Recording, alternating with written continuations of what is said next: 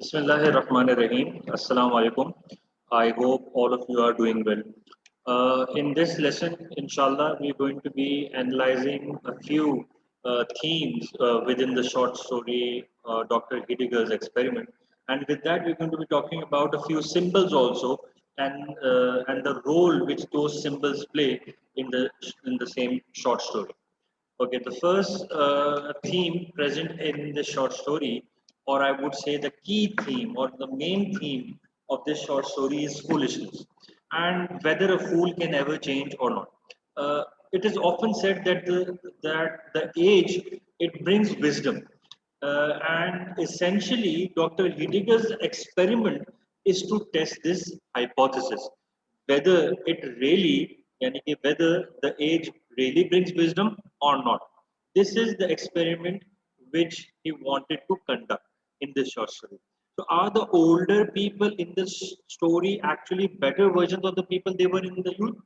That is the main question. That is the main experiment. These older people who have loads of experience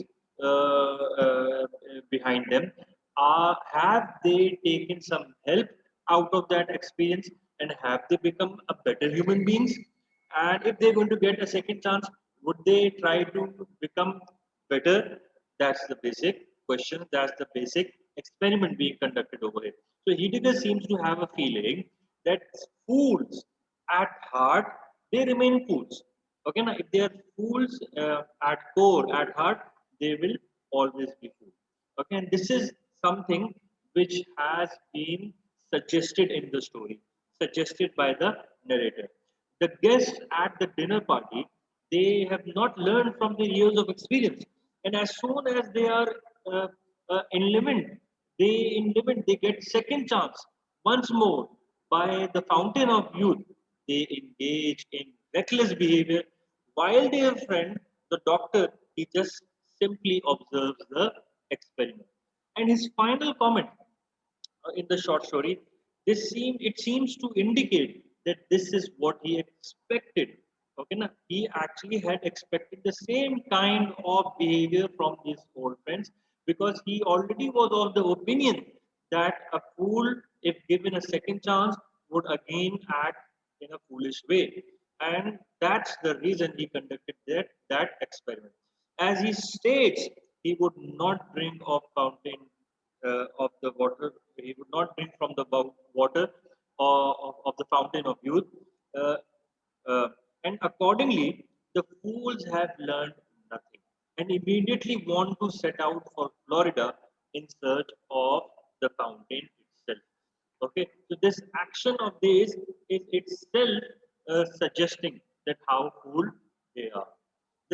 This theme, it kind of connects with the second theme. Okay, appearance versus reality. Is there really a fountain of youth at all? Okay, the narrator, the author, he leaves it deliberately ambiguous. Okay, and we've had this debate, this discussion numerous times when the lesson was going on. The guests, they themselves are also at first skeptical, doubtful, and then they become convinced. Uh, and then they become convinced uh, uh, to go on a journey, okay, um, with Dr. Heidegger as well, and then after leaving him also, okay. And at first, it seems a mere trick until the narrative shows the old widow seeing her own face bloom again in the looking glass. But what does this mirror signify? Is the widow seeing only what she wants to see because she is lifted, she is elated by her own foolishness and the power of suggestion? Power of suggestion, all the ambience, all the scenario, all the description of the surrounding. So was she lifted? Was she elated? By her own foolishness, or was it the power of suggestion of the surroundings? And when the other mirror in the study shows the older people as simply withered elderly figures behaving like youth, the narrative derives us to the question that are about, on our own understanding of what is going on. So, are the old people really young again, or are they and we fools to believe in this possibility? So, Uh, and because with this, by raising such questions, by raising such confusions, there is a possibility that the reader and the audience would not go towards the actual outcome of the experiment, actual reason behind the experiment. Okay, अच्छा जी. Then, give me a moment.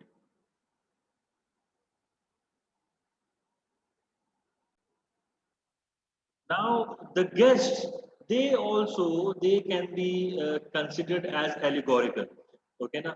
Uh, by allegory, we mean that each figure, each character would be representing some sort of issue in the society or some sort of people in the society.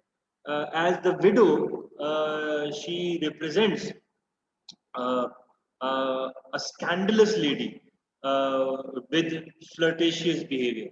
And Mr. Medman, he exemplifies a basic greediness which a merchant would have.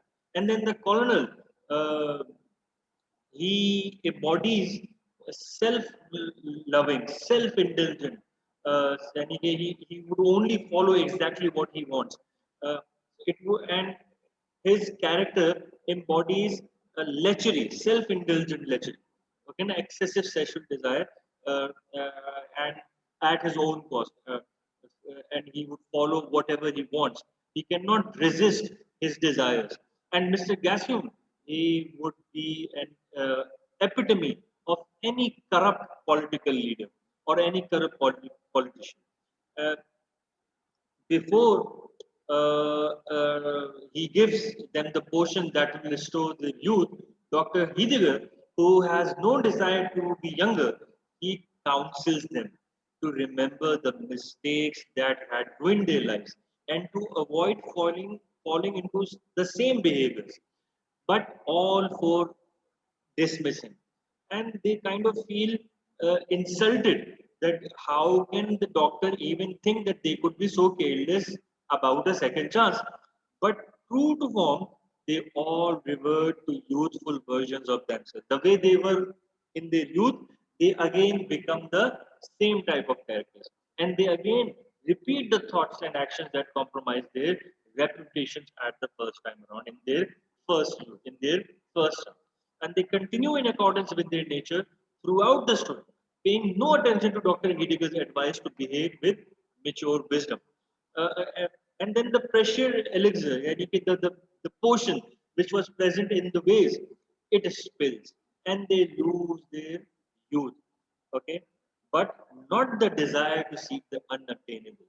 Okay, they lose their youth, but their style of their sorry, but their desire to seek something that is unachievable, unattainable is still there. With this, the narrator, in a very witty way, teaches a moral lesson, okay, and satirizes the human shortcomings. Okay, this brings us to the genre of the story. Okay, I would suggest that there are two genres over here. Yani कि both of them are being addressed over here. या फिर it has followed the patterns of both these genres, this short story.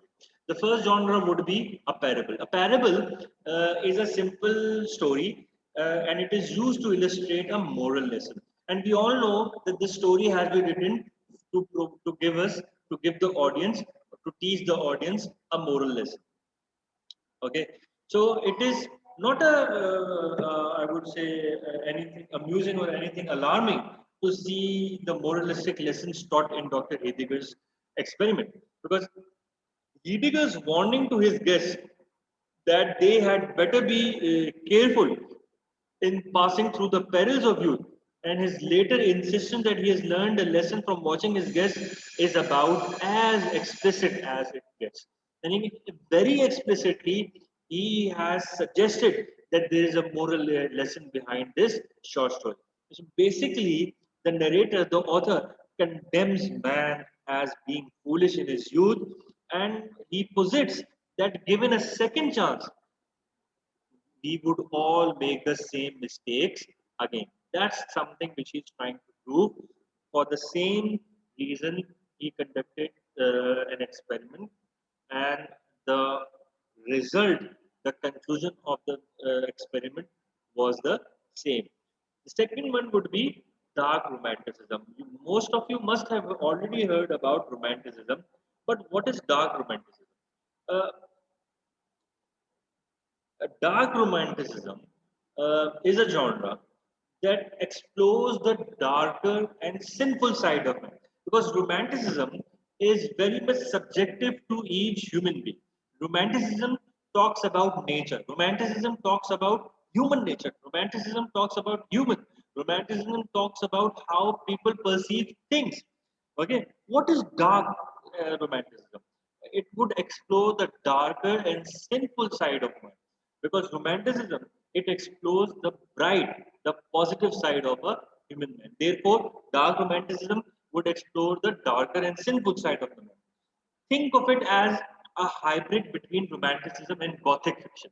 We already have talked about numerous things which uh, were related to the gothic elements in the short story, and so therefore let's think of it as a hybrid between romanticism and gothic fiction. It's just that while gothic fiction it talks about, it wanders into horror territory, dark romanticism is more interested in psychology, philosophy, and morality. Okay, na? And the narrator's point of view in Dr. Heidegger's experiment, that man is not only flawed but unable to change for the better, is right in the line of this genre, dark romanticism. Now, let us talk about the title. What's up with the title? Okay, um, the title, it Dr. Heidegger experiment. Remember, you must remember that we talked a lot about the title itself, Dr. Heidegger's experiment. It gives us clues to the meaning of the story. A doctor obviously is a man of science, and the story describes an experiment from which some sort of lesson might be derived. So when Dr. Heidegger's guests arrive, he asks for their help to conduct an experiment. We all know about that. And shortly after, he refers to his guests as the subjects of this little experiment. But what is Dr. Heidegger's experiment? What is he trying to learn? What is he trying to determine or prove? We all had this question in the beginning. And the surface interpretation, the apparent interpretation was that Dr. Heidegger has obtained an elixir and some sort of a potion from a friend in Florida, and he wants to see if it will, in fact, restore a person's youth. This becomes the apparent experiment. Okay, but if you read Dr. Heidegger's experiment carefully, if you go into it deeply, you start to see that it's not about the science of the elixir. It's not about the science of that fountain, water from the fountain of youth. It's not about the science of that potion. Dr. Heidegger isn't interested in whether or not the elixir works, or how it functions, or the effectiveness of it affects. Okay, his experiment has much more to do with the behavior of his guests once they are young again.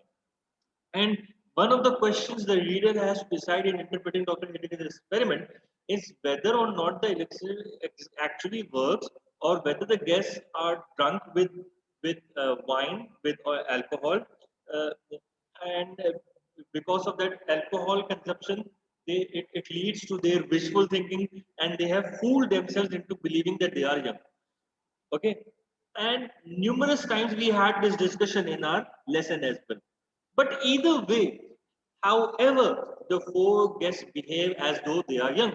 Whether they really became young or they behaved as young, we all know they were acting as young people. And it is this behavior that interests Dr. Heidegger. Okay, and we all remember uh, that before they drank the guest before the guest drank that potion, what did the doctor say?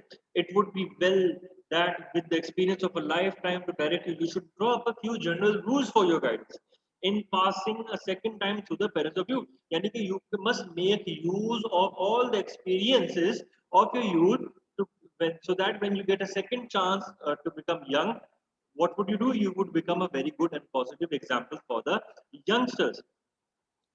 And what happens later? Later, as the four guests they romp about, Dr. Heidegger watches them carefully with philosophic coolness. How does he watch them? He watches them with philosophic coolness. This is an important line, and it was discussed about in the lesson also. It was one of the क्या कहेंगे, highlights of the short story.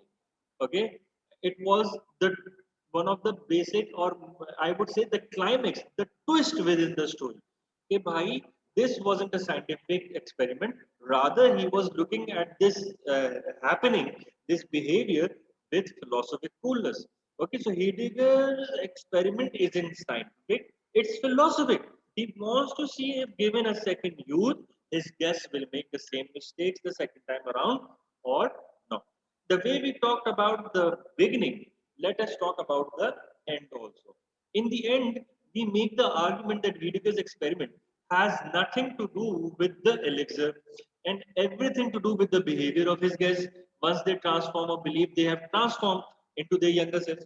Heidegger has a hypothesis at the start. And what is that hypothesis? That if given a second chance at youth, people will make the same foolish mistakes again. Okay, and what does the ending of Dr. Heidegger's experiment suggest? The same thing. And what does it suggest? It suggests that Dr. Heidegger was right. Whatever he thought in the beginning, he was right about that. The doctor's four guests behave exactly as he warned them not to. Okay, but secretly believed that they would. Each guest falls back into the foolish behavior that characterize his or her youth. For example, Colonel King Killigrew over here in these lines, okay, he wasted his youth on drinking and partying. What does he do? He sings drunken songs at the top of his lungs.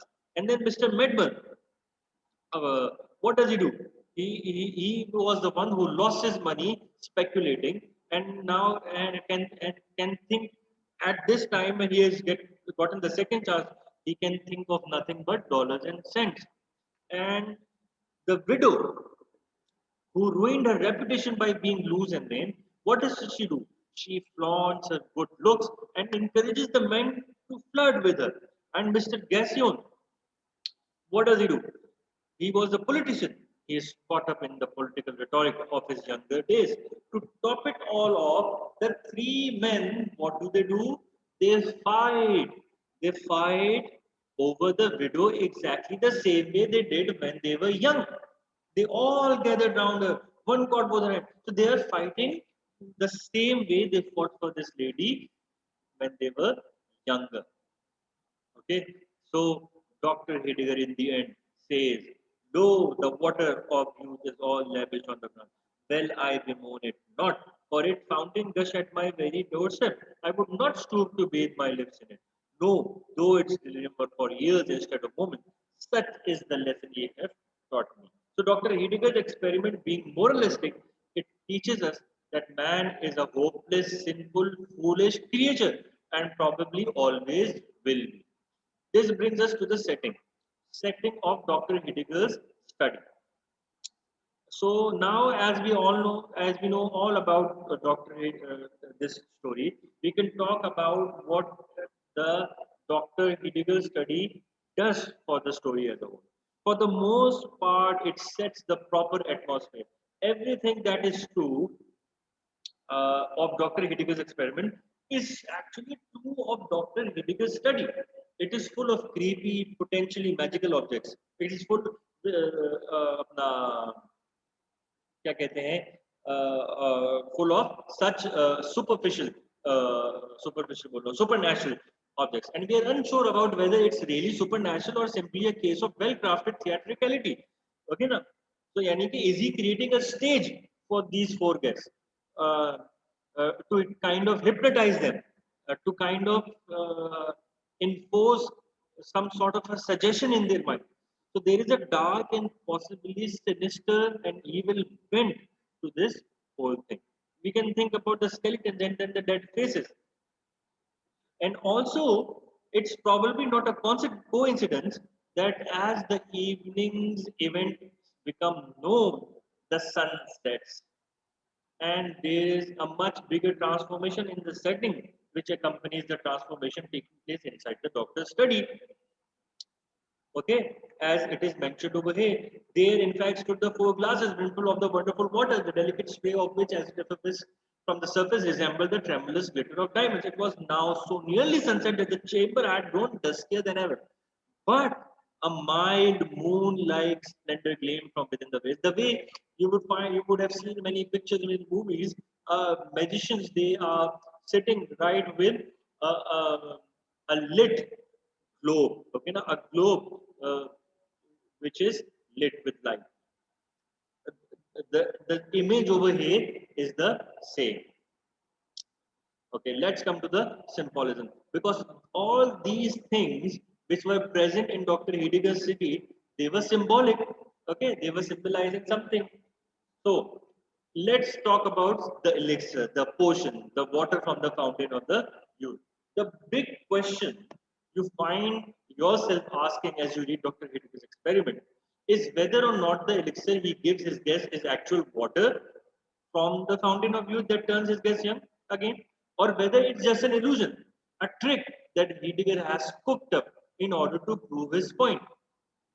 You can make a case for either one. Okay. First case would be that the elixir is real.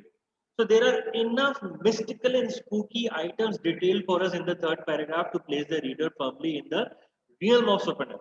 Heidegger has a book of magic, a bust that speaks, a skeleton in his closet, a portrait that can move, a mirror that holds the faces of his all dead patients. This is not realism, it's fantasy. And so we should accept that the elixir is also fantastic. And if the audience, if the reader is going to believe in this, if he's going to believe that these are all real things, then obviously the potion would also be real for them. So the rose, and if one is saying that the elixir is real, the one of the greatest evidences for that would be the rose itself. The rose is a great evidence for this as well. Okay, the guests haven't had anything to drink here. They did not have any wine until now. They did not have any champagne until now. So they apparently they are in their right mind when Heidegger transformed the rose before their eyes. The actual transformation of the guest is also equally explicit.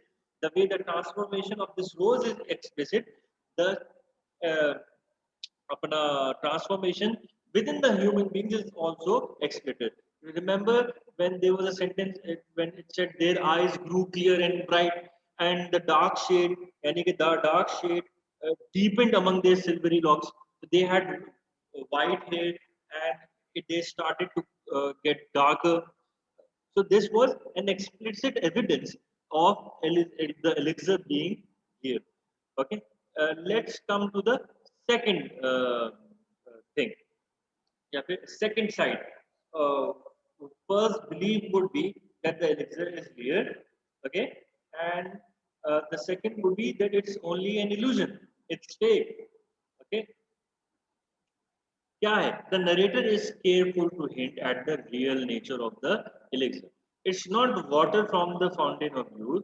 It's just alcohol. We've got numerous evidences for this also. The sparkling bubbles on the brim immediately make us think of champagne, and this idea is reinforced by reference to wine over the next few pages of text. You'll also notice that the narrator never explicitly says the guests indeed are young. He never explicitly said that the guests are young again. He only says that they seem to grow young. Okay, the liquor, if it really possessed such virtues that Dr. Heidegger included, it could not have been bestowed on more human beings. Saina, one example. And again, the liquor is mentioned over here. And if it raising questions on it, if it really possessed the properties which the doctor suggested, okay, so it suggests that this is not real water from the fountain well, rather it's something fake. It's alcoholic. Okay, and then another example would be assuredly there was an almost immediate improvement in the aspect of the party, not unlike what might have been produced by a glass of gin. It wasn't anything different from the reaction which is produced by the glass of wine. Okay, this suggests it was wine. Another one, was it a delusion? Okay. Then the three gentlemen behaved in such a manner as proved that the water of the fountain in youth possessed some intoxicating qualities, some alcoholic qualities. Again, was it an illusion? Had the chance changes of a lifetime been crowded into and but they now four aged people sitting with it? Okay. So if the elixir is fake, then it means that all the showy theatricality of Dr. Heidegger's study, whatever was present already there in his study, all the props present in the study, yani ki the book of magic, the bust of Hippocrates, and the portrait and the skeleton, if we take this as fake, yani ki the portion as fake, then it was mean that all those props present in Dr. Heidegger's study is equivalent to any magician's set of props.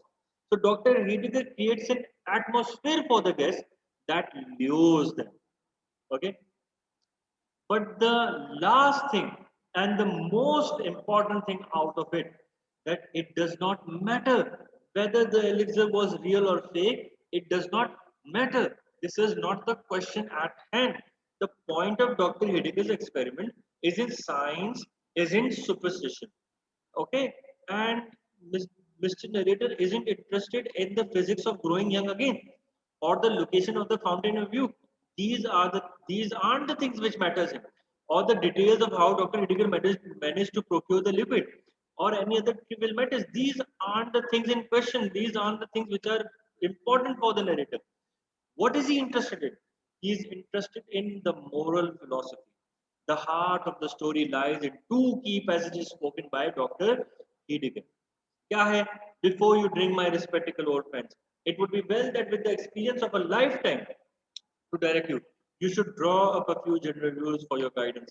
In passing a second time through the perils of youth, think what a sin and shame it would be if, with your peculiar advantages, you should not become patterns of virtue and wisdom to all the young people of age. So, what does it suggest? It suggests that he wants to just see whether, if given a second chance, would they behave in an upright manner or would they behave the way they used to behave in their youth. And then the last part, if this itself very explicitly suggests that this is an experiment which is more philosophic than scientific. Okay, and then the second paragraph, second dialogue said by Dr. Heidegger. Yes, friends, you are old. Again, lo, friends, you are old. Yes, friends, you are old again, said Dr. Heidegger. And lo, the water of youth is all lavished on the ground.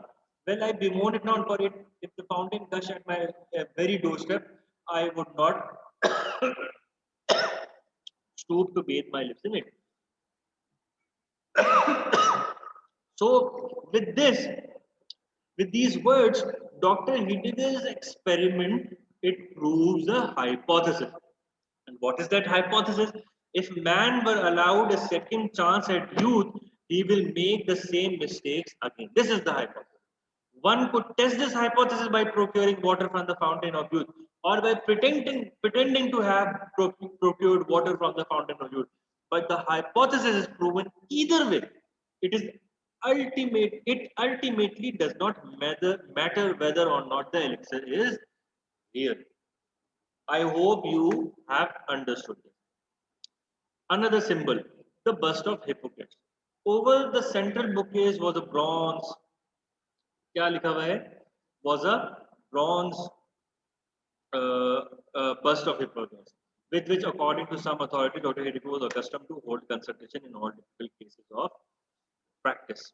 Now, Hippocrates was an ancient Greek who was alive in the past, okay, in the Greek time. So he's famous as the so-called father of Western medicine. We have already talked about it in our lesson also, which is why we are not surprised to find his bust in the office of Dr. Heidegger, because he's a doctor. Obviously, he's going to have the portraits of the people who were doctors previously. The first interesting thing that you would want to know about Hippocrates is that he is credited with being the first physician to separate medicine from the realm of superstition and religion.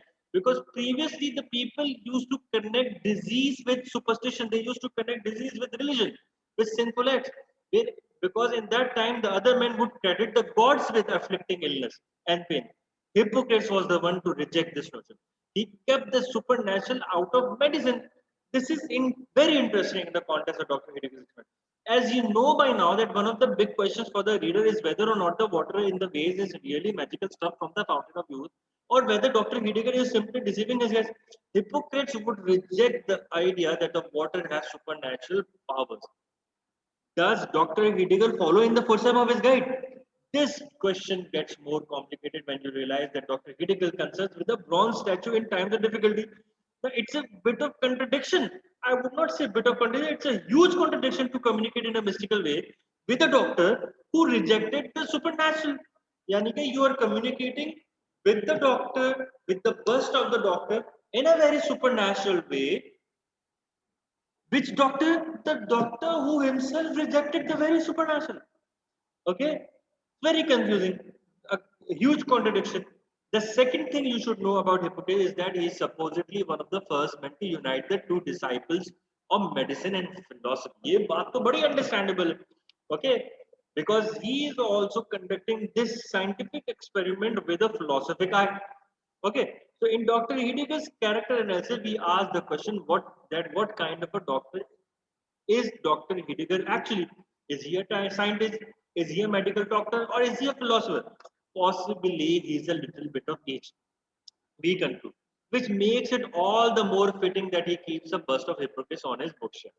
Okay, now, so one reason it's very much fitting that he keeps a bust of Hippocrates on the bookshelf, but the actions which are suggested with the Dr. Heidegger, it are pretty contradictory. Therefore, it's going to then act as a prop in a magician's shop. Okay. And second, the skeleton in the closet and the portrait of the lady. Okay, in the obscurest corner of the room stood a tall and narrow oaken closet with its door ajar. Okay, within which doubtfully appeared a skeleton. You probably heard the metaphor of the skeleton in the closet before. The phrase refers to some sort of a dark secret a person is keeping hidden. So this brings us rather quickly to the issue of Dr. Heidegger's dead fiancé, which is one heck of a closeted skeleton. Okay, na? Because it is a huge secret. We see a large portrait of young lady and get a brief explanation from the narrator. Dr. Heidegger had been on the point of marriage with this young lady, but being afflicted with some slight disorder, she had swallowed one of her lover's prescriptions and died on the bridal evening. This is not much of an explanation as explanations go. It is incredibly ambiguous. Did Dr. Heidegger prescribe the wrong drug for his fiancée? If so, was it accidental or intentional? Is his medical incompetence to blame for her death? Or is there something even darker going on here? Another possibility is that his fiancée, which we later find out that her name was Sylvia, took one of the drugs in Heidegger's stores without consulting him first, accidentally causing her own death. Suicide seems less likely here, but again, because of ambiguity of this line, not outside the realm of possibility. Okay, now. So the point is that these two items, the skeleton in the closet and the portrait on the wall, raise more questions about Dr. Heidegger than they answer. The real nature of his character, in particular whether he is benevolent or sinister, is one of the story's biggest questions.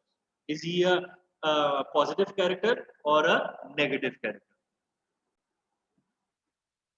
Okay, the mirror. Oh, okay. So between two of the bookcases hung a looking glass, presenting its high and dusty plate within a tarnished gilt frame. Among many wonderful stories related of this mirror, it was fabled that the spirits of all the doctor's deceased patients dwelt within its verge and would stare him in the face whenever he looked thitherward. Again, this is rather creepy. The mirror, like the black folio and the skeleton in the closet, complicates Dr. Heidegger's character and adds yet another sinister shadow to a growing collection of dark secrets. If Dr. Heidegger has that many dead patients, we might wonder if he is a very good doctor at all. Is he haunted by their spirits? If so, is it because he is guilty for their deaths, or does he simply feel guilty because he is a good man, yet bears no actual responsibility? Or perhaps he is not haunted by these spirits, but as with Hippocrates consults with and can learn from them. We really can't be sure. You've also got the mirror playing an interesting role later in the text, as Heidegger's four guests romp about the study. Never was there a lively picture of a youth rival with bewitching beauty for the prize. Yet by a strange deception, owing to the dustiness of chamber and antique dresses where they still Whoa, the tall mirror is said to have reflected the figures of the three old grey withered grandsires. So the mirror is said to have reflected the guest as old. Also, we don't know what to make of the mirror's reflection. It might mean that the elixir is real, but only transforms its drinkers physically. The mirror, which has its own mystical power, is able to reflect the real nature of the romping guest. Okay, now in their souls they are still old. Okay, or it could be that the mirror is perfectly ordinary and the elixir is totally fake. The mirror shows us reality, whereas the guests are dancing about in an alcohol induced stupor. One thing we can be sure of is that the narrator wants us asking these questions. The mirror is just another detail that keeps us guessing. Okay, then comes the black folio. The greatest curiosity of the study remains to be mentioned. It was a ponderous folio volume bound in black leather with message. सही है तो ये पूरा इधर है in which they have talked about the black folio. It sounds important. The description of the black book jacks up the story's suspense and raises the supernatural stakes, as if dead space and skeletons were not enough. Okay, we want to know what's in it, and we fully expect it to play a role in the story's plotline. Sure enough, Dr. Heidegger soon opens the mysterious black book, except he does not read from it, and we never get to know what's written on its black letter pages. Instead, he takes out from it a rose, which his dead fiancée had given him. As with most Dr. Heidegger's experiments, there are different ways to deal with it. The supernatural interpretation is that the book really is magic, perhaps even beyond the realm of our understanding, and that the rose held on its pages is similarly mystical. It could also be that this is part of Dr. Heidegger's grand scheme to dupe his guests, the way he has been using all the props in his study. All this theatricality, the skeleton, the magic mirror, the spooky black book, may be just that a conjurer's show. Then comes the rose, the last. Okay, the rose anticipates what happens to the guest. Dr. Heidegger first uses it to demonstrate the rejuvenating power of the elixir, and later it withers right before the same thing happens to the old guest. If you believe that the elixir is nothing more than alcohol, then the rose is a key part of the dramatic show that Heidegger puts on for his guests in order to convince them that they are in fact growing young and then old again. So you also have to consider the importance of the rose to Dr. Heidegger. He reveals that his fiancée gave him the rose to wear to his wedding. Now that she is dead, of course, the rose has a great sentimental value. I love it as well. Thus, the doctor says to the widow rose, as in his dewy freshness. This is another example of Heidegger's wisdom in contrast to the folly of his guests. While they place importance solely on youth and beauty, Heidegger's emotions, like his character, are not so shy. I hope you have understood everything. And still, if you've got any questions, you can ask me on any medium. Okay, no, through any medium. Okay, Allah Hafiz.